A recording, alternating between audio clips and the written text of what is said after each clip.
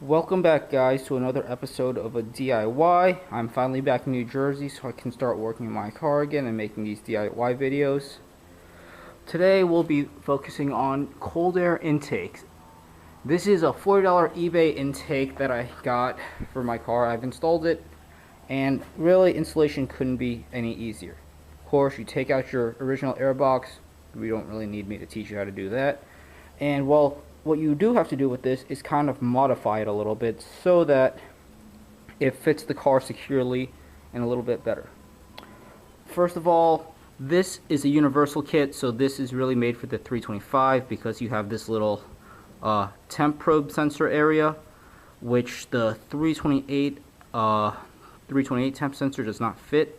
The 328 has these brake ducts, as you can see right there, and the temp sensor fits in there.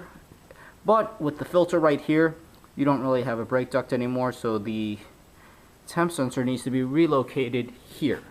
What I did was take a piece of plastic, drilled a hole into it big enough for the temp probe to fit in there, and then I took some RTV sealant and just made a gasket so it would sit in there and not leak. Next thing I did was drill a hole for the piece of plastic to thread through the supplied hole here, and then I just took some more RTV sealant and slapped it onto this whole port so that this whole thing does not leak any air. The next up is this is what I consider the biggest part, is you need to make yourself a bracket right here to hold onto this air intake tube. Otherwise, it's going to cause this whole weight of this intake is going to hold down on this rubber boot and really stress it a lot. As you can see right here, this is being held up pretty parallel to the engine, so there's not much stresses on this. But if you just installed it without this little holder, it's going to sag down. It would rest on the bottom of the bumper and it just wouldn't be very good. This is just a 3-inch pipe hanger, I believe is what you call it at Home Depot. Cost me $1.50. You cut it so it's short enough to fit in the wheel well area, and you just bend it right there, and that's it. It's super simple.